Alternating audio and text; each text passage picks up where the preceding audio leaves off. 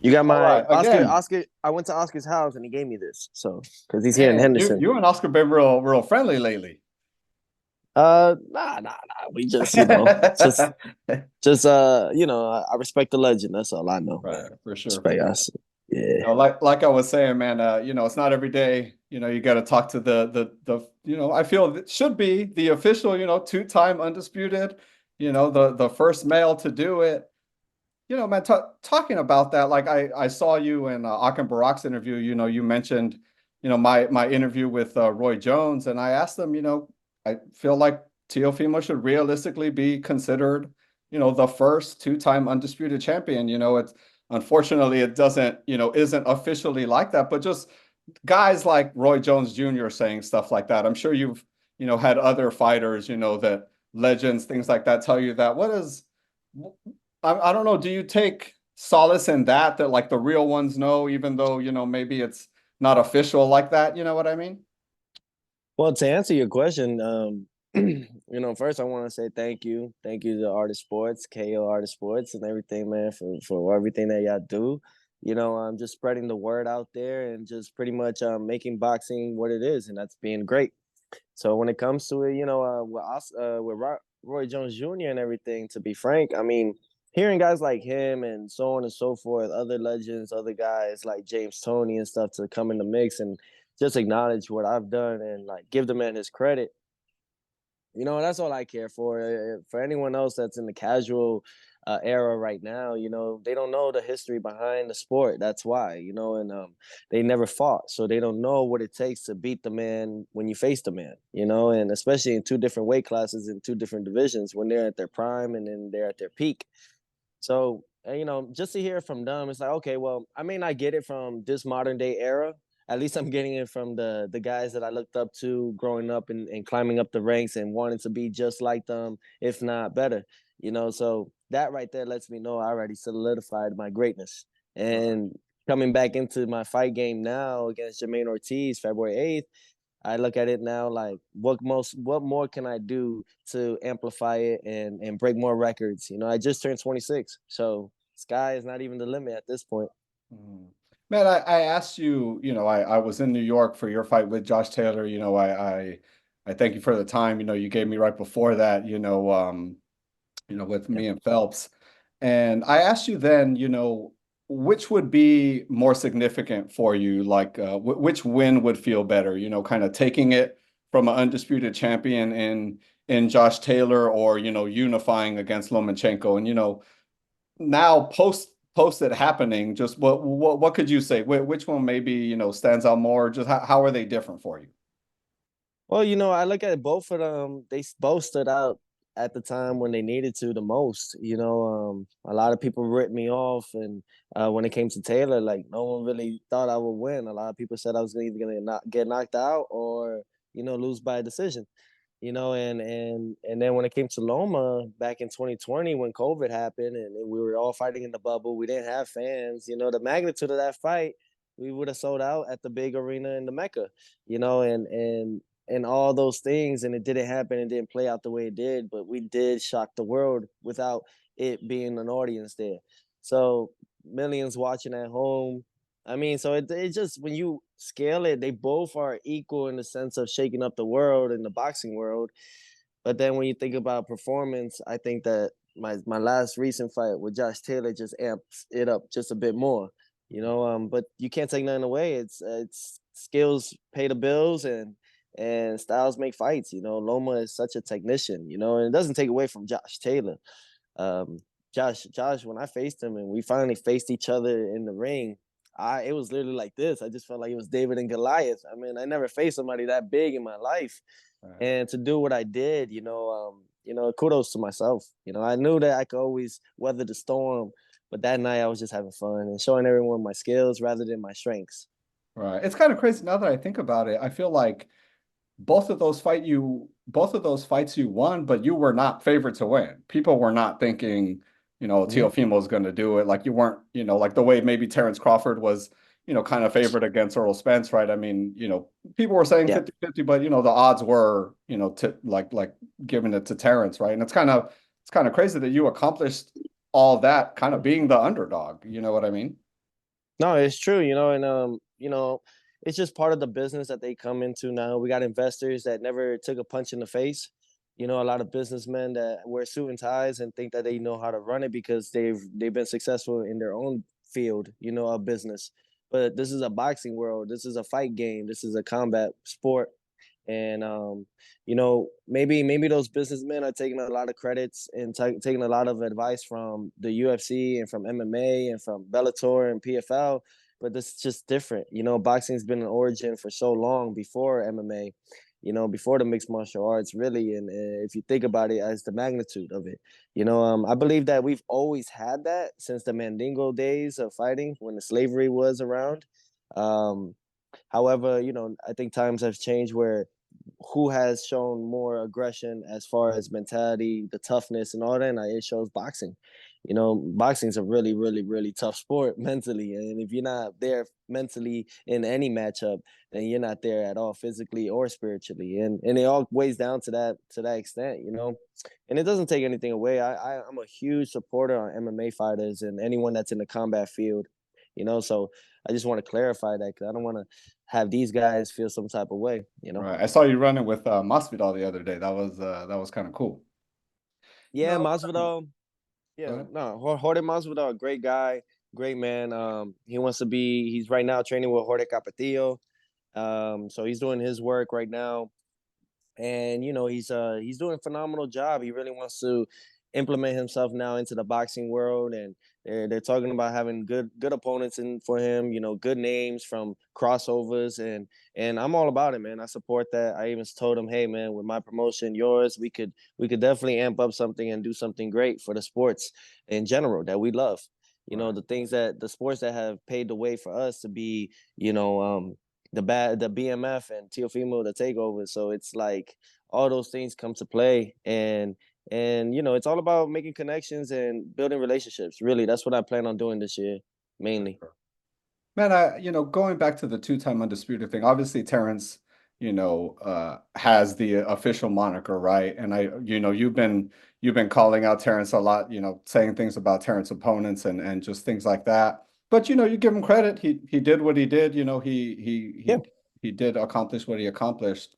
Is part Mhm. of you calling Terrence out not only just because he's the best fighter around and as the best fighter in your division, want to prove that, you're the best, but is it partially also like, you're doing the same thing Terrence did, right? Like, but, maybe with all the titles, like 135, you got all the titles, 140, you have the lineal title, right? Like the same as him. He was undisputed at 140. Is facing Terrence kind of part of that, like, maybe trying to clear that up of like maybe not who was the first, but I mean, okay, he's saying he's the first, I feel I'm the first, let's find out who's the better of the both of us.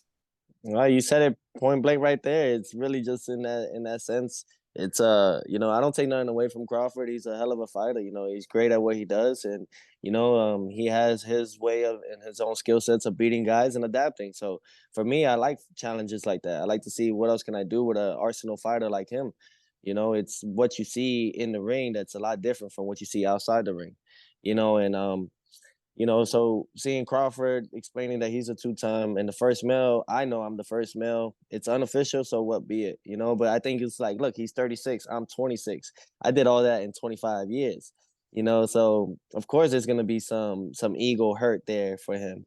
But it's okay. I'll help you out whenever that comes around and we face each other. Whether it's at 47 or 54, I'll take the fight. Yeah, Wow. because you guys gotta understand, it's like when Floyd used to fight at 54, he would weigh in 50, 51. And these guys would go up probably like 176. He didn't have no rehydration clause. And Floyd would beat the bricks out of them because it doesn't matter about body mass or weight. And what it matters is the IQ.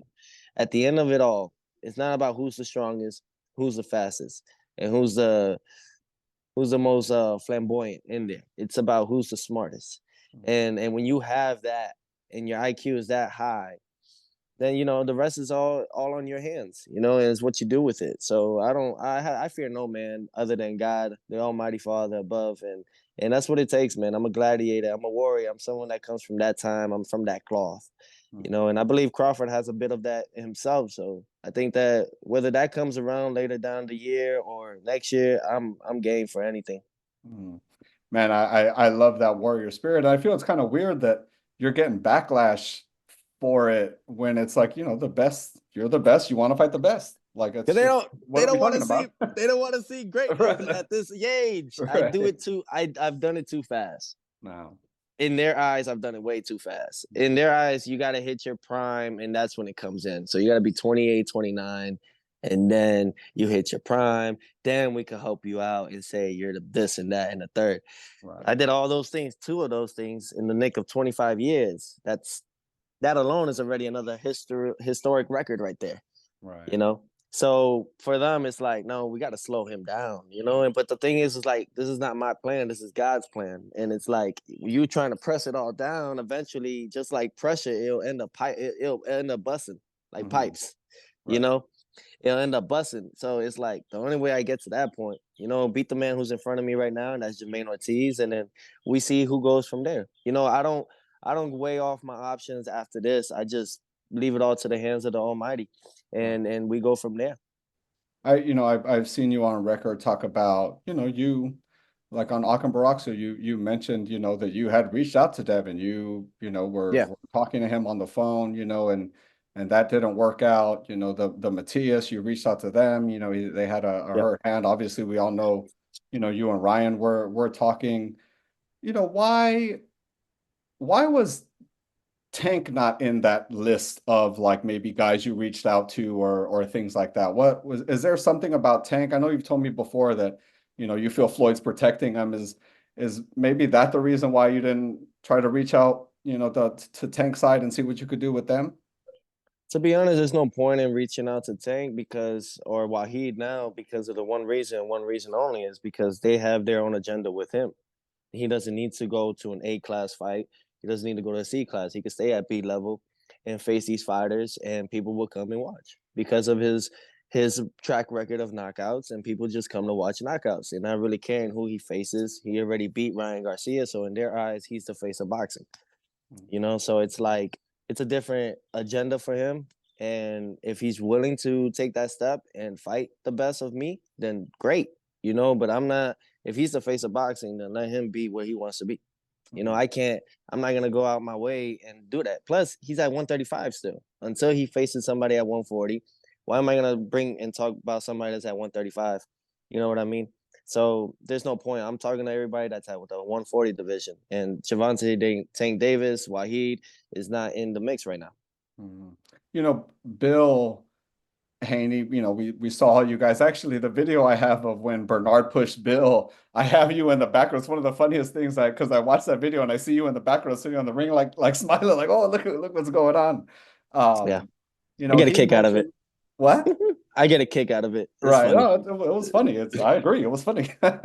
Um, he said that something about that you asked for 20 million and why didn't they offer you 20 million? You Excuse me. know, after you came out on and said that you had been talking to Devin and he had decided to go to Regis, Bill came out with something on social media talking with Eddie Hearn saying that that you were maybe delusional about like your worth and things like that. But he didn't say that it didn't happen. He didn't say that, you weren't No, in so communication with his kid. Like, even when I've talked to Devin right before he fought Regis, I told him, I was like, I mean, it seems like Regis is, first on the list, but, Teofimo is the guy at 140. And Devin tried to be like, well, I wouldn't say he's the guy. And I'm like, well, he has the ring championship. You were a ring champion, kind of what, like why do you think, because Devin seems to say, like all the right things, right? I want to fight the best. I want, I want the biggest challenges, that stuff. Why do you think when it came down to it, it was like a no? Do you think it was he needed to test his feet first at 140 before he went after you, or is it just you really think doesn't want it? oh man, on that side, I can't quite put my finger on it. You know, well, to go back to Bill Haney about the 20 million, I when we were at the venue for Virgil Ortiz, everybody there to support him at the same time, you know, seeing his comeback, and he did his thing, he got his job done. I think he should come back in March, April. Short, you know, I think he should come back right away. So when it came to it, with Bill Haney, where me and my father's right behind me, but I see Bill and I'm just like, hey, so I heard about that 20 million guarantee for Tay. What about us? And I tapped him on the shoulder and I just walked away. And then my father came into the mix, and then they just started talking it out, but nothing happened then. It's just that they don't want to face each other, and that's what it is. They don't want to face me, and it comes to that play. It's they have a strategic move, and I think the strategic move that they have right now is that they wanted him to win a world title first. And what other world title than the WBC, which is considered what? The money belt. I mean, we all call it the money belt for a reason. I mean, Floyd Mayweather always fought in that for that reason. So, I think that they're just following that kind of that footing of Mayweather, but trying to put it into their own way. This is just my opinion. And how I see it from a business standpoint is just that they make more if they have that money belt. Then they unify with me. Then they could say, well, we got the money belt. You don't got the money belt. But I'm like, I got the Lino. You can't be the king and the number one in the division without my belt. And you see, it'll go back and forth in that way. So it's like a lot of ego, a lot of pride. It's like, why do we got to take it there? Why can't we just do what Crawford and Spence did? Call on the phone. Hey, how much will you take for this fight? How much you do? Is this good, reasonable? All right, let's just make the fight happen for the fans. We'll make more out of it afterwards with pay-per-view shares and all that. You can't say you are the guy when you're not making more than 50,000 pay-per-view buys and sales. So you can't say that. Me, every fight I've had is at least almost touching 1 million views on ESPN alone. And that's just on the net. That's not without the Plus app and without Sky Sports involved, Right. and all these other networks that are also involved in it behind the scenes. Right. So we're touching a lot of big numbers there. Look, I mean, if he was a guy that they say he is, he'll be fighting on Super Bowl week in Las Vegas. This is his home, really. Like, he was born and raised really here. He wasn't born and raised in the Bay. He was more born and raised here in Las Vegas, Nevada. So if Devin wants to say that he's the king guy, then why is it that Vegas is putting all their assets on me and not on him? Mm. So you got to think about all these things. Why is it that Anheuser-Busch, the Michelob Ultra Arena, which he owns, is also sponsored by my sponsors of Bud Light? I'm just speaking facts. Like, they want to say that it's a Top Rank show, and all due respect, Top Rank is co-promoting it with Teofimo to take over promotions. Mm. However, who's really putting the investments in? You're speaking to him. So it's like when it came to Haney and stuff, it's all about like, oh, ego, a lot of pride. It's like, I'm the boss, I'm the boss, I'm the boss. You're not a boss. And I'm like, well, I got the MSG saying that they'll give us a sphere in Las Vegas. I mean, that's a boss move. I got these people willing to invest in us, even the arenas, to fight. And I think that people are just what it is a lot of it goes to play. And it's like, you got to think about it. For someone that is the guy and this popular guy, why is it that he got 50,000 pay-per-view sales? Well, it's because a lot of the fans that they pay for are not going to pay them back.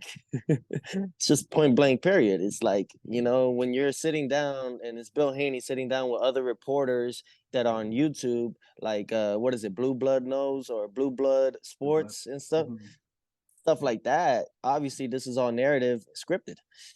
So eventually the fake will be exposed, and that's just with time. I leave it all into the divine timing. Definitely. Man, just last one for me, man. I saw you recently posted the video of you sparring Rolly.